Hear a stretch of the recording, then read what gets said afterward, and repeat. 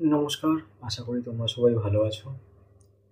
আজকে মহাভারতের একটা খুব ইম্পর্টেন্ট ক্যারেক্টার নিয়ে কথা বলবো। মহাভারতের এক মহান যোদ্ধাও বটে। আমি ওনার নামটা একটু পরে বলছি, আগে তার বংশ পরিচয়টা দিয়ে নিচ্ছি। তো মহাভারতের কিছু মহাযোদ্ধা বলে যাদের পরিচয়, তাদের মধ্যে একজন হচ্ছে দ্রোণাচার্য। এবার মহাভারতের মহান যেসব যোদ্ধা আছে তাদের মধ্যে ৫-৬ জনের নাম আমি বেশি জানি, যেরকম দুর্যোধন, কর্ণ, কৃপাচার্য, ভীষ্ম পিতামহ আর এই দ্রোণাচার্য। এই দ্রোণাচার্য হচ্ছেন ঋষি ভরদ্বাজের ছেলে। মানে দ্রোণাচার্যের পিতা হচ্ছেন মহর্ষি ভরদ্বাজ। এই মহর্ষি ভরদ্বাজ গৌতম গোত্রভুক্ত। ঋগ্বেদের মহান ঋষিদের মধ্যে অন্যতম এই ভরদ্বাজ, এবং খুব বড় তপস্বী। নর্মালি আমরা যে ভরদ্বাজ গোত্র বলি, এরা হচ্ছে এই বংশধরের, এই ভরদ্বাজ বংশধরের, মানে ওদের পুত্র সন্তান আর কি, বা যাদের গোত্র গৌতম গোত্র, তারাও এই লিনিয়েজের মধ্যেই পড়ে। যাই হোক, এবার এই যে ড্রোনের নামটা হয়েছিল একটা পাত্র থেকে। সংস্কৃততে যে ঘরটাকে রাখা হয়, ঘরটাকে দ্রোণ বলে। এই দ্রোণাচার্যের জন্মই ঘর থেকে। কিভাবে জন্ম সেটা অন্য কোনো একটা ভিডিওতে বলবো। যেহেতু ওনার নাম দ্রোণ, দ্রোণ নামটা কোথা থেকে এলো এইটা বোঝানোর জন্যই আমি এই জিনিসটা উল্লেখ করলাম, যে দ্রোণ আসল কথার অর্থ হচ্ছে একটা ঘট। তো দ্রোণাচার্যের জন্মই ঘটের মধ্যে থেকে। এই দ্রোণাচার্যের যিনি স্ত্রী ছিলেন তিনি হচ্ছেন কৃপি। এই কৃপি হচ্ছে মহর্ষি শরদ্দানের কন্যা। এই কৃপিরা হচ্ছে যমজ ছিলেন, এক ভাই আর এক বোন। কৃপি ভাই বা দাদা, সে হচ্ছে কৃপা, যাকে আমরা পরে কৃপাচার্য বলে জানি, যিনি রাজগুরু ছিলেন এবং পরে কৌরবদের প্রধান সেনাপতি হয়েছিল। এবার এই কৃপি আর কৃপা ইনি রাজ পরিবারে কি করে এলেন? এনাকে রাজা শান্তনু গঙ্গার তীরে খুঁজে পেয়েছিলেন। মানে দুজনে গঙ্গার পাড়ে ছিলেন জন্মানোর পরে। রাজা শান্তনু যেহেতু ধর্মপরায়ণ ছিলেন, সেই কারণে ওনাদেরকে নিয়ে রাজ পরিবারে একটা আসন দিয়েছিলেন। এবং তারপর থেকেই কৃপাচার্য, যার নাম কৃপা, তিনি পরে আচার্য হয়েছিলেন। কৃপা রাজ পরিবারের রাজগুরু ছিলেন। যেহেতু রাজা শান্তনু ওনাদেরকে নিয়ে এসেছিলেন, সেই কারণেই রাজ পরিবারের একটা অংশ হিসাবে ছিলেন এবং কুরু বংশে ওনারা স্থান পান। এবার দ্রোণ আর কৃপির বিবাহ কি করে হয়েছিল সেটা বলছি। দ্রোণ আর কৃপির পরিচয় হয় রাজ পরিবারে, কুরুসভায়, পরামর্শে, সব সদস্যদের পরামর্শে এবং তার ভাই বা দাদা কৃপাচার্য সম্মতিতে কুরুবংশী বিদ্বান ও অস্ত্রশস্ত্র বিদ্বান হিসেবে ওনাকে কৃপাচার্য এবং কুরুবংশের সবাই মিলে ঠিক করেন যে ইনি কৃপির জন্য সবচেয়ে ভালো স্বামী হিসাবে যোগ্য আর কি।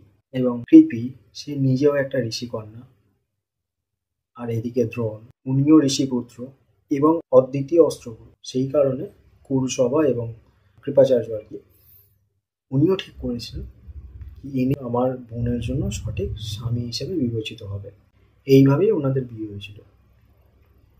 মানে এখান থেকে ওদের পরিচয়। এবার তারপর সবাই কুরুসভার সবাই মিলে ওনাকে বিয়ে দিয়েছিলেন, কৃপি আর দ্রোণাচার্যকে।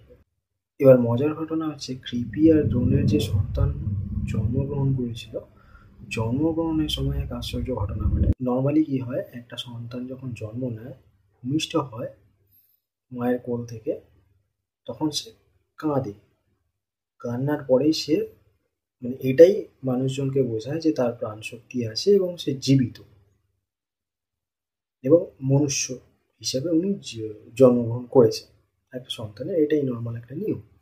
কিন্তু মজার ঘটনা হচ্ছে, এই কৃপি আর দ্রোণের যখন সন্তান জন্মগ্রহণ করে, সন্তান জন্মগ্রহণ করার পরে ও কাঁদে না, কেঁদে ঘোড়ার রেশসার ধ্বনির মতো করে আওয়াজ করেছিল। মানে হি হি হি করে যেটা আওয়াজটা হয়, ঘোড়া যখন হি হি করে আওয়াজটা করে যেরকম, ওই রকম আওয়াজ করে উঠেছিল।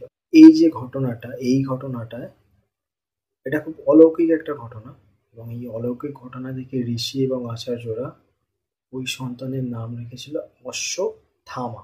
অশ্ব মানে হচ্ছে ঘোড়া, স্থামা তার সাথে স্থামা যোগ করা হয়েছিল। স্থাম কথার অর্থ হচ্ছে দাঁড়ানো বা স্থিরতা, ঘোড়ার মতো দৃঢ় শক্তি। এইভাবে অশ্বত্থামার নাম হয়েছিল অশ্বত্থামা, যেহেতু জন্মগ্রহণের সময় ঘোড়ার রেশা ধ্বনি দিয়েছিল তাই। সো বেসিক্যালি অশ্বত্থামা কথাটার মানে হচ্ছে ঘোড়ার মতো দৃঢ় শক্তি সম্পন্ন একজন সন্তান। এই অশ্বত্থামা জন্মগ্রহণের সময় কপালে একটা মণি নিয়ে জন্মায়। ওই মণিটাই ওকে অদ্বিতীয় করে এবং এই মণিটাই ওই অশ্বত্থামাকে সব রকম অসুবিধা থেকে, সব রকম সমস্যা থেকে সুরক্ষিত করে রাখত।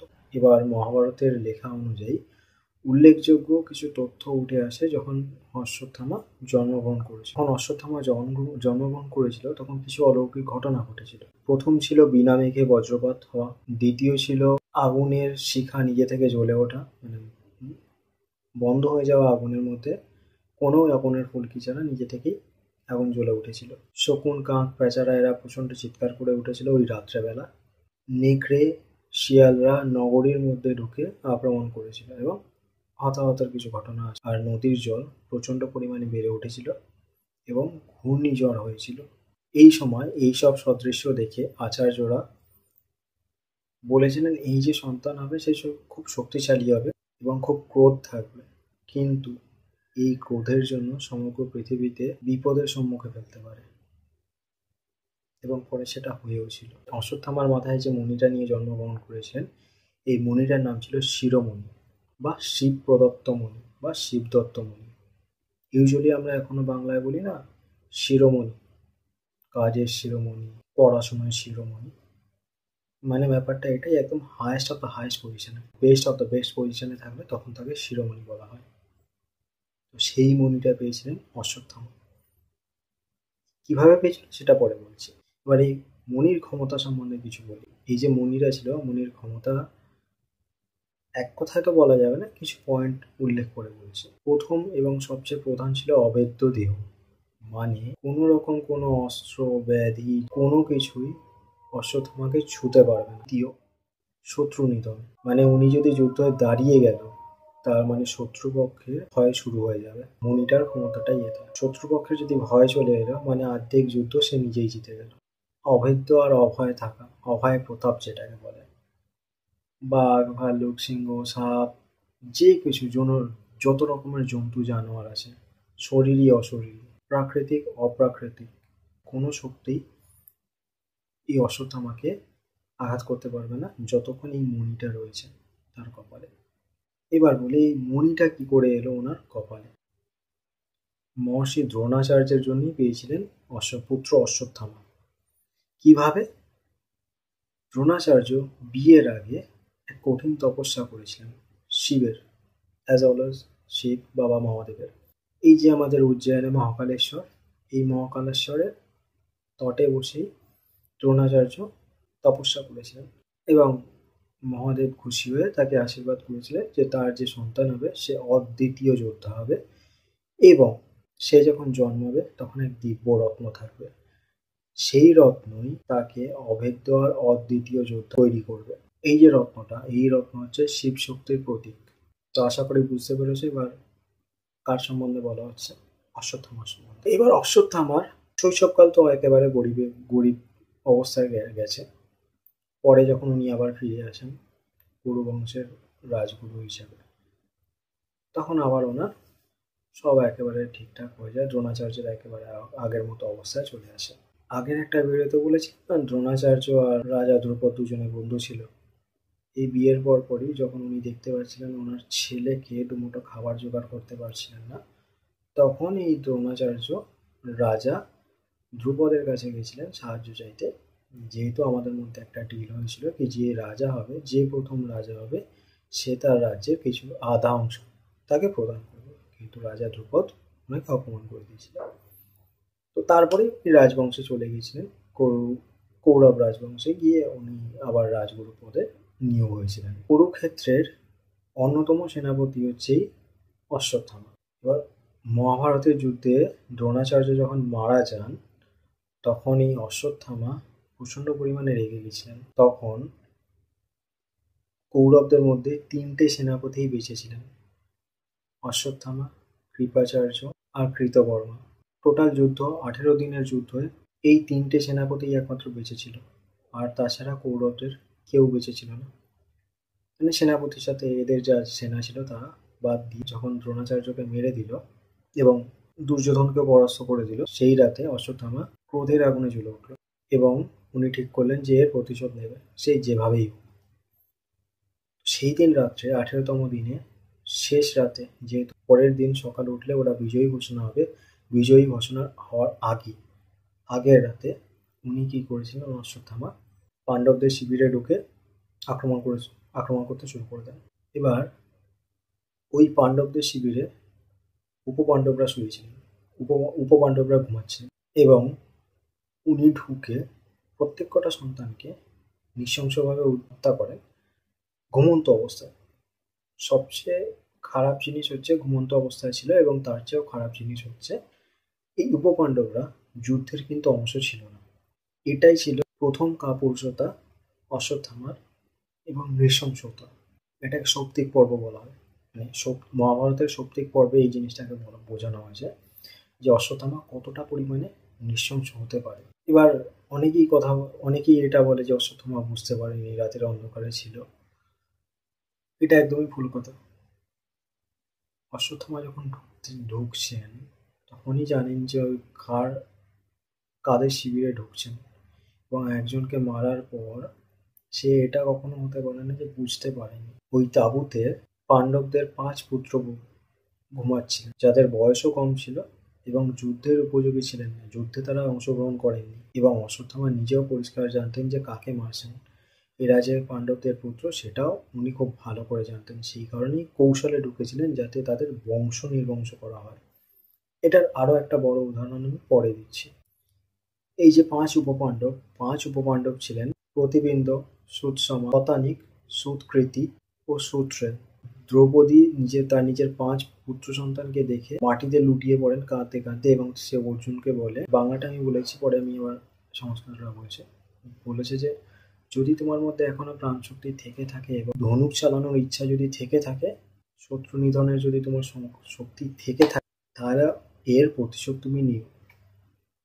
এবারে সংস্কৃতটা হচ্ছে ইয়াদি আস্তি তে ধনুষ্মৎ চিত্তম ইয়াদি আস্তি ধনুষ্মৎ ইয়াদি আস্তু শত্রু নিগ্রহ শক্তিঃ ইয়াদি আস্তি ময়ি স্পৃহা তব তদা অন্যশ্চাত্থামান জীবন্তম বদ্ধমুত্তমম।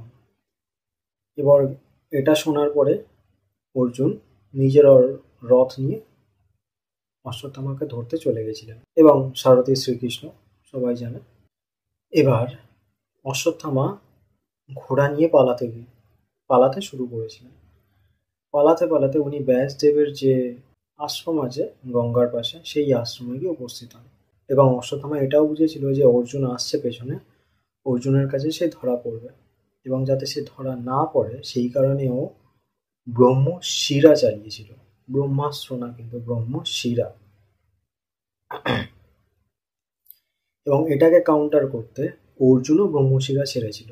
এই দুটো মহানাশক অস্ত্র যদি দুজনের সাথে দুজনের লড়াই করে, তাহলে পুরো পৃথিবী ধ্বংস হয়ে যাবে। যাতে এই ধ্বংসটা না হয় সেই কারণে ঋষি ব্যাসদেব আর নারদ এখানে উপস্থিত হয়, এবং এই পুরো সিচুয়েশনটাকে নিজেদের কন্ট্রোলে নেওয়ার জন্য তারা দুজনকেই বলে যে তোমরা যে অস্ত্রটা ছুঁড়েছ, অস্ত্রটা আবার তোমরা নিজেরা ফিরিয়ে নাও। যেহেতু অর্জুন কারোর বশীভূত না হয়ে ধর্ম স্থাপনের জন্য লড়াই করছিলেন, সেই কারণে অর্জুন ওটাকে ফিরিয়ে নিতে স্বীকার করে নেন। কিন্তু অশ্বত্থামা সেটা স্বীকার করেন, এবং না করার কারণটা হচ্ছে অশ্বত্থামা ব্রহ্মশিরা ফিরিয়ে নেওয়ার শিক্ষাটা পায়নি, কিন্তু অর্জুন ব্রহ্মশিরা ফিরিয়ে নেওয়ার শিক্ষা পেয়েছিল।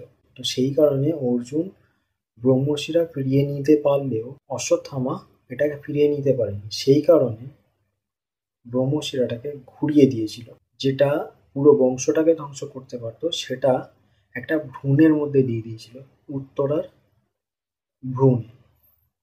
উত্তরা হচ্ছে অভিমন্যুর স্ত্রী, অর্জুনের ছেলে অভিমন্যু, অভিমন্যুর স্ত্রী হচ্ছে উত্তরা। সেই উত্তরা প্রেগনেন্ট ছিল। প্রেগনেন্সিতে যে বাচ্চা ছিল, মানে গর্ভে যে বাচ্চা ছিল, সেই গর্ভের বাচ্চাকে মারার জন্য এই ব্রহ্মশিরাটাকে ঘুরিয়ে দিয়েছিল অশ্বত্থামা। আর এই যে গর্ভে যে সন্তানটি ছিল, এই সন্তানই হচ্ছে পরীক্ষিত, রাজা পরীক্ষিত। যেহেতু ওখানে শ্রীকৃষ্ণ রয়েছে এবং ধর্ম স্থাপন করতে হবে, পরে আরো সংসারটাকে এগিয়ে নিয়ে যেতে হবে, শ্রীকৃষ্ণ এবার ওখানে গিয়ে হস্তক্ষেপ নেয় এবং নিজের নারায়ণ অস্ত্র দিয়ে রাজা পরীক্ষিতকে বাঁচায়। মানে ভ্রূণ অবস্থায় রাজা পরীক্ষিতকে বাঁচায় তার মায়ের গর্ভের মধ্যে। মানে হিসেব মতো শ্রীকৃষ্ণই আবার পরীক্ষিতকে পুনর্জন্ম দেন। এবং এটাতে শ্রীকৃষ্ণ প্রচণ্ড রেগে গেছিলেন। শ্রীকৃষ্ণ যখন নিজের দৈবিক শক্তি দিয়ে পরীক্ষিতকে বাঁচিয়েছিলেন, তখন উনি বলেছিলেন এই যে শিশুটি হচ্ছে, এই শিশুটি ধর্ম রক্ষার জন্যই জন্মগ্রহণ করবে। এই শিশুকে কোনো রকম কোনো ব্রহ্মাস্ত্র ব্রহ্মশিরা কোনো ক্ষতি করতে পারবে না। এই কারণেই এর নাম পরীক্ষিত। জন্ম হওয়ার আগেই পরীক্ষা দিয়ে দিয়েছিল, সেই কারণে এনার নাম পরীক্ষিত। এবার ব্রহ্মাস্ত্র আর ব্রহ্মশিরার মধ্যে পার্থক্য কি সেটা বলি, তারপর আমি পরে বলছি এরপর আবার অশ্বত্থামার কি হয়েছে। ব্রহ্মশিরা হচ্ছে, প্রথমে ব্রহ্মাস্ত্র ব্যাপারটা বলি। ব্রহ্মাস্ত্র হচ্ছে ব্রহ্মার একটা মুখ থেকে বেরিয়ে আসা একটি অস্ত্র। এটা যখন চালানো হয় তখন মানুষজন, গোষ্ঠী, সমগ্র গোষ্ঠী মারা পড়ে, আঘাত পায়। ব্রহ্মশিরা হচ্ছে ব্রহ্মার চারটে মুখ থেকে বেরিয়ে আসা অস্ত্র। একটি অস্ত্র কিন্তু চারটে মুখের শক্তি। মানে ব্রহ্মাস্ত্রর যতটা মারণ ক্ষমতা, তার থেকে 4 গুণ বেশি ব্রহ্মশিরার ক্ষমতা। একবার যদি ব্রহ্মশিরা কোথাও চালিয়ে দেওয়া হয়, সেখানে বহু বছর পর্যন্ত প্রাণহীন হয়ে পড়ে থাকে। মোটামুটি 12 বছরের মতো একটা হিসাব আছে, যে যেখানে কোনো প্রাণ থাকবে না, না বৃষ্টি, গাছপালা, পশু পাখি কেউ জন্মাবে না, এবং বৃষ্টিও পর্যন্ত হবে না। এরকম একটা ডেঞ্জারাস অস্ত্র। তো বোঝা গেল ব্রহ্মশিরা আর ব্রহ্মাস্ত্রের মধ্যে পার্থক্য। এবার এই ব্রহ্মশিরা কিন্তু কেউ চালাতে পারে না, ব্রহ্মাস্ত্রও কেউ চালাতে পারে না। ব্রহ্মাস্ত্র চালাতে গেলে একজন বড় সাধক লাগে, বড় যোদ্ধা লাগে। ব্রহ্মশিরা চালাতে গেলে তার থেকেও বড় শাস্ত্র বেদ লাগে, যোদ্ধা লাগে, মহান তপস্বী লাগে। এছাড়া ব্রহ্মশিরা কেউ চালাতে পারে না, এবং তাকে ঘোরানোর জন্য শিক্ষা দরকার। যাই হোক, তো এবার যখন অশ্বত্থামা ওটাকে ঘুরিয়ে উত্তরার গর্ভে দিয়েছিল, শ্রীকৃষ্ণ তখন রেগে গেছিল এবং ব্যাসদেবও রেগে গেছিল। সেই সময় শ্রীকৃষ্ণ ওনাকে অভিশাপ দিয়েছিল। অভিশাপ দেওয়ার আগে ওনাকে ব্যাসদেব বলেছিলেন, তোমার যে মুনিটা আছে, সেই মুনিটাই তোমাকে সবকিছুর দিক থেকে রক্ষা করছে। এটার আর ধারণ যোগ্যতা তোমার রাখলে না, তুমি এই মুনিটা খুলে দিয়ে দাও। তো অশ্বত্থামা ওটাকে অস্বীকার করে। তারপরে ব্যাসদেব শ্রীকৃষ্ণ পারমিশনে, এবার আপনার উপরে আপনি কি করবেন। তো তখনই শ্রীকৃষ্ণ গিয়ে ওনার কপাল থেকে, অশ্বত্থামার কপাল থেকে মণিটা ছিনিয়ে নেন এবং অশ্বত্থামাকে অভিশাপ দেয় যে কলিযুগের শেষ পর্যন্ত তুমি এই যে ভ্রূণ হত্যার পাপ করলে, এই পাপ তুমি বয়ে বেড়াবে। যতদিন বাঁচবে ততদিন তোমার সঙ্গী দুঃখ, ব্যথা আর নিরাশা সঙ্গী হয়ে থাকবে। তোমার ব্যক্তি ও সমাজ থেকে পুরোপুরি বিচ্ছিন্ন থাকবে। শারীরিক রোগ আক্রান্ত অবস্থায় ঘুরে বেড়াবে, কোনো জায়গায় স্থির হয়ে থাকতে পারবে না। কিন্তু হাজার চেষ্টা করলেও তুমি মৃত্যুবরণ করতে পারবে না। এখনো শোনা যায়, লোকমুখে শোনা, গন্ধমাধব পর্বতের আশেপাশে অশ্বত্থামা নাকি এখনো ঘুরে বেড়ান। এবং রিসেন্টলি কিছুদিন আগে একটা সিনেমাও বেরিয়েছিল। তো কিছুটা বাস্তব যে উনি এখনো বেঁচে আছেন।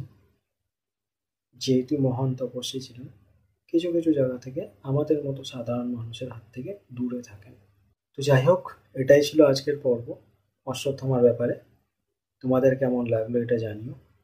আর এরকম যদি আরও নতুন কিছু জানতে হয় আমাকে জানিও, বা অন্য কোনো ইনফরমেশন যদি তোমাদের দরকার লাগে বলো, আমি আমার যথাসাধ্য চেষ্টা করব। ভালো থেকো, সবাইকে ভালো রেখো। নমস্কার।